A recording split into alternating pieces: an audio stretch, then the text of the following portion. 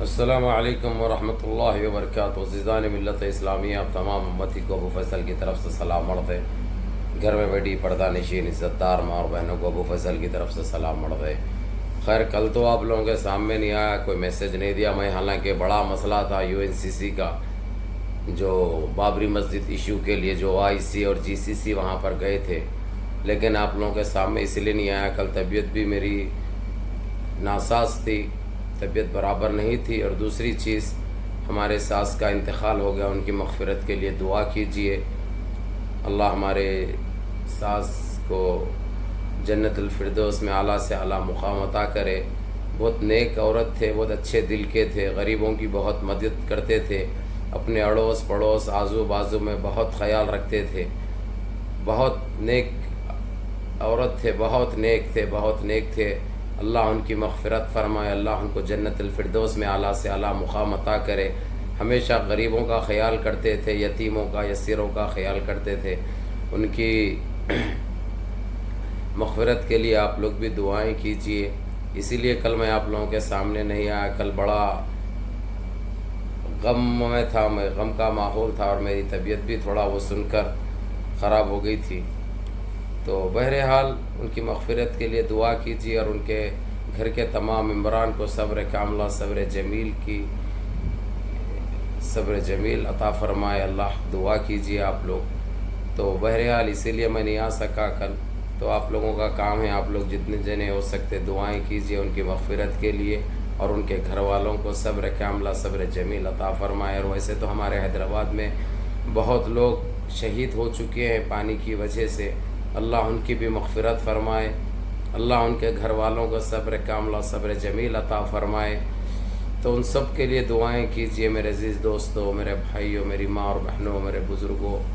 تو بہرحال آپ لوگوں کو یہ میسج تو دینا بہت ضروری ہے، جو کل سے میرے پاس آ کے پڑے ہوا ہے، جو UNCC کو جو گئے تھے OIC اور GCC والے۔ بہرحال UNCC نے بھی پابندی عائد کرنے کے لیے ڈیڈ لائن 25 اکتوبر کی دی ہے۔ 25 تاریخ سے ان کے اوپر ایکشن لیا جائے گا۔ 25 تاریخ تک ان کو ٹائم دیا گیا ہے، رسمی طور سے، قانونی طور سے۔ 25 تاریخ کے اندر یہ لوگ اگرچہ تاریخ ری اوپن کر دیے کیس کو، اور تاریخ ڈکلیئر کر دیے اگرچہ، تو ان کے اوپر کچھ رحم کیا جا سکتا۔ اور یہ چیز بھی کھل کے سامنے آ چکی ہے، وہ تو میں بعد میں خلاصہ کروں گا اپنے AIMIM ابو فیصل پیج سے یا ابو فیصل ID سے، جس میں شہید کرنے سے لے کے پہلی مرتبہ 92 سے لے کے 84 سے لے کے جب بابری مسجد کے جو کیسز چلے، یہاں تک کہ جب جو شہید کی گئی بابری مسجد کو، جو 28 سال کا وقفہ بھی ہو چکا ہے، 28 سال کا وقفہ ہو چکا ہے۔ 82 سے لے کے ابھی ہم 2020 میں آ کے بیٹھے ہیں، 92 سے لے کے ہم 2020 میں آ کے بیٹھے ہیں۔ 92 سے لے کے 92 میں کون تھے سودے باز، سوداگر، جو ہماری بابری مسجد کا جو سودا کیا ہمارے اپنے لوگوں نے، وہ نامے بھی سامنے آ چکے ہیں۔ لیکن میرے کو یہ چیز کے لیے بڑا دھمکایا جا رہا کہ جو ہے سو یہ نامے میں نہ رکھوں آپ لوگوں کے سامنے، لیکن آپ لوگوں کو پتہ ہے کہ میں حق اور سچ بولنے میں کبھی پیچھے نہیں ہٹتا۔ میں اپنی جان کی پرواہ کبھی نہیں کی، اپنے جان کی پرواہ میں نے نہیں کی، کیونکہ میرے کو معلوم ہے ایک دن جانا طے ہے۔ اس لیے حق بولو، سچ بولو۔ یہ قوم کو جو گمراہ کرتے آئے ہوئے ہیں، ان کے پردے فاش کرو، ان کے گھنونی چہرے بے نقاب کرو، یہ میرا اولن فرض ہے۔ اسی لیے میں کوئی چیز سے گھبراتا نہیں ہوں، آپ کا بھائی کوئی چیز سے گھبراتا نہیں۔ ابھی میری ذرا طبیعت برابر نہیں ہے، نہیں تو میں AIMIM سے چاہنے والا تھا، میں آ کے پورا خلاصہ کر دوں گا بول کے تھا۔ حالانکہ یہ سارے، جیسا ان کو پتہ چلا کہ یہ سارے پروف میرے پاس آ چکے ہیں، میں اس موضوع پہ بولنے والا ہوں، ساری قوم کو بتا دینے والا ہوں۔ تو میرے کو جب سے اب تک میں سمجھتا ہوں 200 سے 250 ایسے ٹیلی فون آئے ہیں، جو میرے کو ڈرایا جا رہا، دھمکایا جا رہا، جان سے مارنے کی دھمکی دی جا رہی، لالچ دیا جا رہا، ہر وہ چیز سے۔ لیکن ابو فیصل نہ کبھی ڈرا ہے، نہ کبھی ڈرے گا، یہ بات یاد رکھنا۔ انشاءاللہ وہ اپنے حساب سے انشاءاللہ تعالیٰ میں سارا خلاصہ کروں گا، کیونکہ بھی حالات بھی رنج و غم کے ہمارے تلنگانہ حیدرآباد میں ماحول صحیح نہیں ہے. اللہ صبر کاملہ عطا فرمائے اور اللہ رحمت برسائے ہمارے حیدرآباد پہ اور ہمارے حیدرآباد کی عوام کو. اللہ غیبانی مدد فرمائے ہماری حیدرآباد کی اور تلنگانہ کی عوام کو اور سارے عالم کی عوام کو. تو انشاءاللہ یہ سارے خلاصے کروں گا. اب یہ بتا دوں میں آپ لوگوں کو، جو UNCC نے جو فیصلہ کیا ہے، اقوام متحدہ نے ان کے اوپر پابندی عائد کرنے کے لیے تیار ہو چکی ہے، لیکن ایک ان کی طرف سے بھی ایک تاریخ دی گئی ہے. 25 اکتوبر سے یہ پابندی عائد کی جائے گی. 25 تاریخ کے اندر اگرچہ یہ لوگ کیس ری اوپن کر کے اس کو بڑی ایمانداری سے اور صاف دلی سے اگرچہ اس کا فیصلہ آ گیا بابری مسجد کا، تو ان کے اوپر UNCC تو کوئی پابندی عائد نہیں کرے گی. اگرچہ یہ لوگ کیس ری اوپن کر دیے اور کام چلتے رہا تو نہیں کرے گی. لیکن GCC کا تو میں نے بتایا، وہ لوگ بھی وہی ڈیڈ لائن دیے، 25 سے 27 کس دیے تھے.